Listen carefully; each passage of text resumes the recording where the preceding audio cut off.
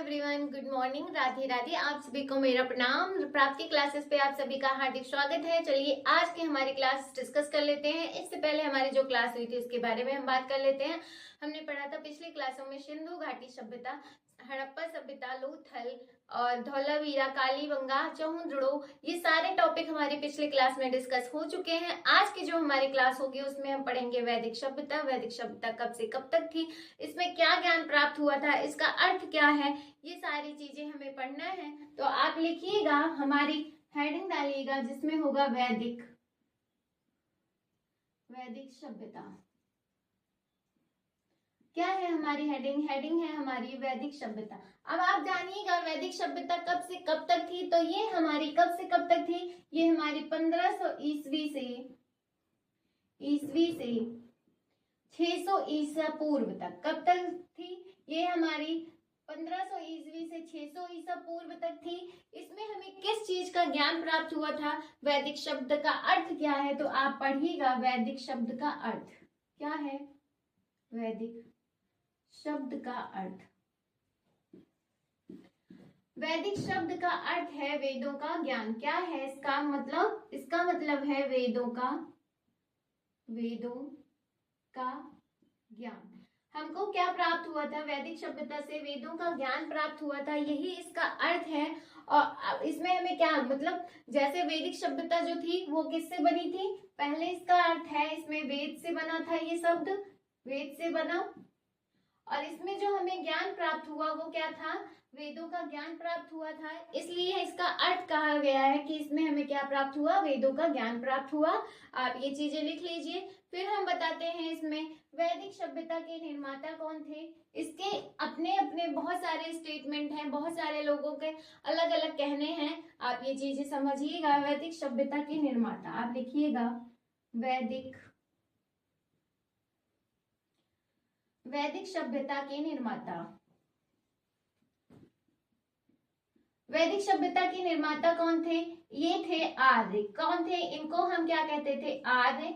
ये आर्य थे। इनका नाम ही पड़ा था क्योंकि इन्होंने वेदों के ज्ञान के बारे में डिस्कस किया था, इसलिए इनका नाम क्या पड़ा? आर्य पड़ा। अब चलिए आप लोग यहाँ तक लिख लीजिए, फिर हम इसको मिटाकर आगे की चीजें लिखते हैं। अगर आपने यहाँ तक लिख लिया हो तो हम मिटा देते हैं इसको। चलिए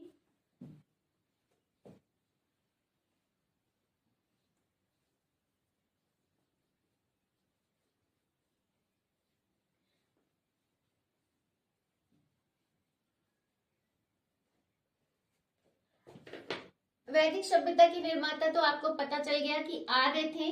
और इसमें इन आर्यों ने किस भाषा का यूज किया था वेद में? तो वेदों का जो ज्ञान प्राप्त हुआ तो इन आर्यों ने किस भाषा का यूज किया था? तो आप लिखिएगा वैदिक सभ्यता की भाषा। कौन सी भाषा थी? आप लिखिएगा वैदिक सभ्यता की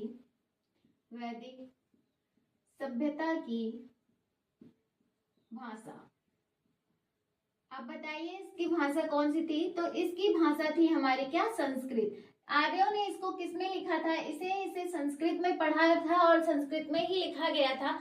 आप ये चीजें लिख लीजिए। फिर हम बताते हैं कि आर्यों का निवास स्थान क्या था। इसके बारे में बहुत सारे स्टेटमेंट हैं, आप लिखिएगा सभी के अलग अलग स्टेटमेंट को लिखिएगा। आर्यों का निवास स्थान, या फिर आर्य हमारे देश में भारत कब आए थे, ये सारी चीजें हैं। निवास स्थान आप हेडिंग डालिएगा, इसमें लिखिएगा आर्यों का निवास स्थान। आर्यों का निवास स्थान क्या था? मध्य एशिया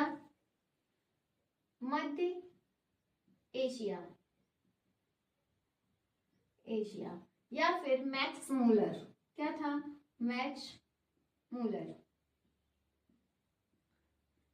इसका क्या था? मध्य एशिया था। और ये मैक्स मूलर के स्टेटमेंट के हिसाब से ये मध्य एशिया से भारत आए थे। कहाँ आए थे? भारत आए। आप लिखिएगा भारत आए, मध्य एशिया से भारत आए। अब दूसरा स्टेटमेंट है कि माइनर एशिया जो होता है वो सबसे ज्यादा, आप लिखिएगा माइनर एशिया, ज्यादातर इसे माइनर एशिया से भारत आए माना जाता है। माइनर एशिया लिखिएगा, माइनर एशिया। सबसे ज्यादा माना जाता है। क्या सबसे ज्यादा माना जाता है? माइनर एशिया या मध्य एशिया को ही हम माइनर एशिया भी कहते हैं। आप इसी तरीके से ये लिख लीजिएगा, माइनर एशिया सबसे ज्यादा माना जाता है।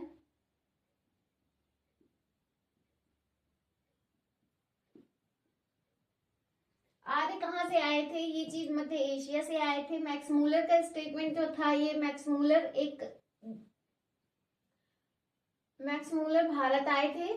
फिर ये माइनर एशिया सबसे ज्यादा माना जाता है। अब ये लिखिएगा आप, बाल गंगाधर तिलक का जो स्टेटमेंट था, आप इसमें इसको मिटा दीजिए। फिर लिखिएगा यहाँ पर दूसरा स्टेटमेंट लिखिएगा,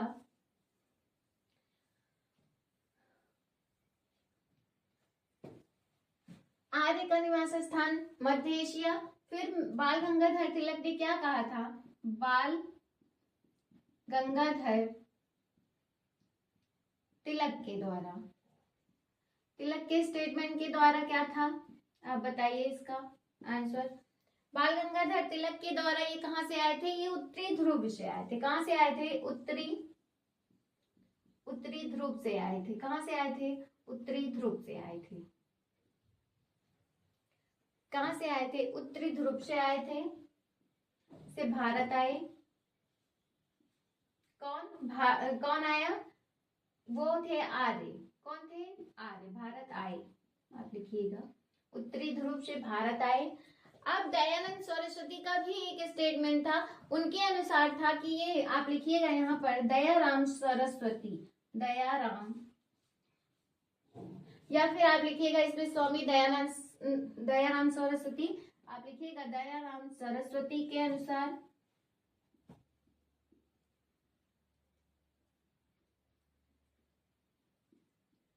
ये कहां से आए थे? तो ये तिब्बत से आए थे। कहां से आए थे? तिब्बत से।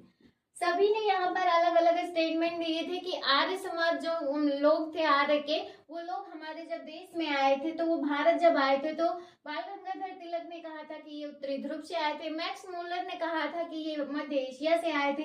दयाराम सरस्वती के अनुसार ये तिब्बत से आए थे। इनके अलग अलग स्टेटमेंट हैं। आप अगर इस एग्जाम में आपसे पूछा जाता है कि बाल गंगाधर तिलक के द्वारा या उनके अनुसार आर्य भारत कब आए थे या कहां से आए थे, तो वहां पर आप क्या लिखेंगे? आप उत्तरी ध्रुव से आए थे लगाइएगा। अगर दयाराम सरस्वती, अगर वहां पे आपको निर्माता का मतलब नाम दे दिया जाता है, तो उनके ही अनुसार जो जो चीजें बताई जाएंगी वही आप लगाइएगा, नहीं तो वहां पे आपका क्वेश्चन गलत हो जाएगा। और मैक्स मूलर ज्यादातर पूछता है, तो वहां पर आप लिखिएगा कि ये मध्य एशिया से ही आए थे।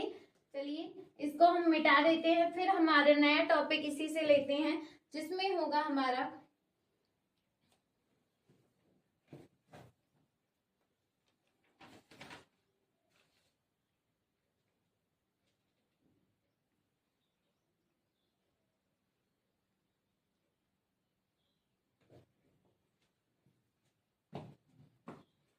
चलिए आपने यहाँ तक लिख लिया होगा। इसके हम और भी स्टेटमेंट लिख लेते हैं। आप इसको मिटा दीजिए।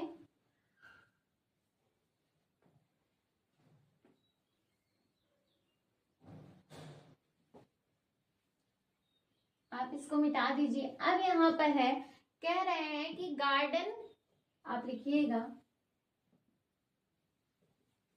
उनका नाम था गार्डन चाइल्ड्स। क्या नाम था? गार्डन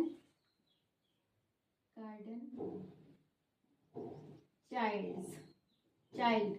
इनके अनुसार क्या कहना था कि ये किससे आए थे? तो ये आए थे दक्षिण रूस से। कहां से आए थे? दक्षिण रूस से। इनका अलग ही स्टेटमेंट था।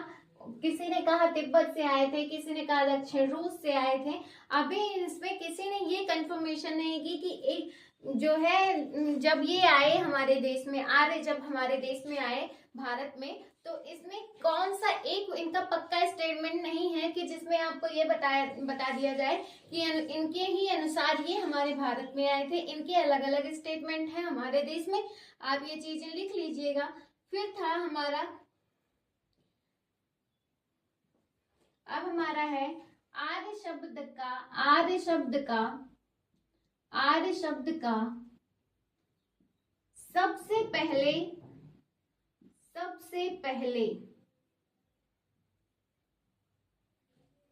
सबसे पहले प्रयोग किसने किया?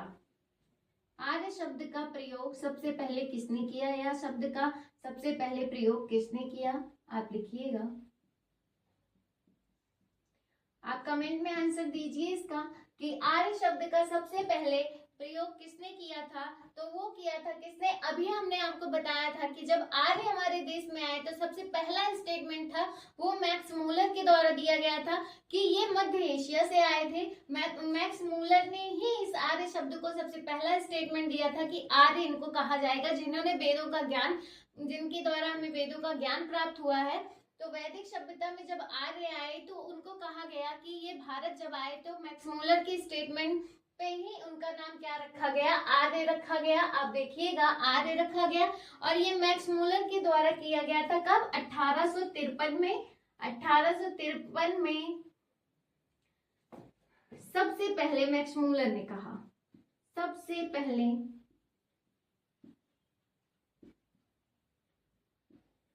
मैक्स मूलर ने कहा। आर्य शब्द सबसे पहले किसने कहा था? तो आर्य शब्द सबसे पहले मैक्स मूलर ने कहा था। आप ये चीजें लिख लीजिएगा। अब हमारा आता है जिसमें हमारी होगी वेदों की संस्था। आपको हमने बताया था कि वेदों का जो ज्ञान हुआ था उसको हमने किसके द्वारा मतलब निरूपित किया था या किसने निर्मित किया था? तो उनका नाम वो क्या कहलाए थे? आर्य कहलाए थे। इसमें जो भाषा यूज की गई थी वो हमारी संस्कृत भाषा यूज की गई थी। इसके बाद का जो स्टेटमेंट है उसको हम क्या करेंगे? अब हम वैदिक सभ्यता को कितने भागों में बांटते हैं ये चीजें हम डिस्कस कर लेते हैं। चलिए हम इसको मिटा देते हैं, फिर आप लिखिएगा।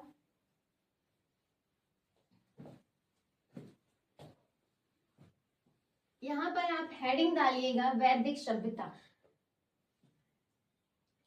वैदिक सभ्यता। वैदिक सभ्यता कितने भागों में बांटी गई थी? तो इसको हमने 2 भागों में बांटा था। कितने? 2 भागों में बांटा गया।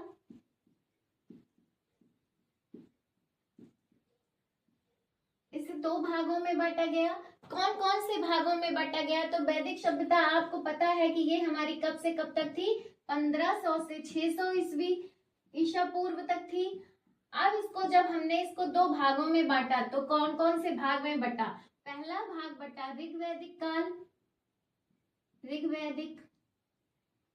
काल। दूसरा हमारा बटा उत्तर वैदिक काल।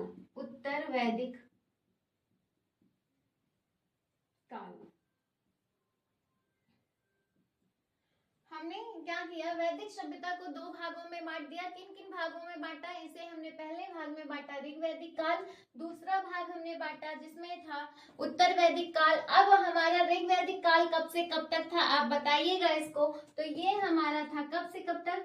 1500 ईस्वी से 1000 ईसा पूर्व तक। और ये हमारा 1000 ईस्वी से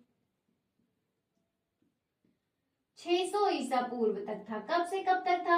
उत्तर वैदिक काल हमारा कब से कब तक था? ये हमारा 1000 से 600 ईस्वी पूर्व तक था। और ऋग्वैदिक काल जो था वो हमारा 1500 ईस्वी पूर्व तक था। अब हमारा जो नया टॉपिक होगा वो हमारी कल की क्लास में होगा, जिसमें हम पढ़ेंगे ऋग्वैदिक काल क्या होते हैं, इसके क्या साक्ष्य हैं, इसमें हमें क्या क्या चीजें पढ़ने को मिली थी, वेदों का ज्ञान कहाँ से प्राप्त हुआ था, इसमें कितने मंडल हैं, कितने सूक्त हैं, ये सारी चीजें हम कल के टॉपिक में डिस्कस करेंगे ऋग्वैदिक काल के बारे में। चलिए तब तक के लिए अगर आप सभी को हमारी क्लास पसंद आई हो तो प्लीज लाइक शेयर सब्सक्राइब जरूर कीजिएगा। धन्यवाद।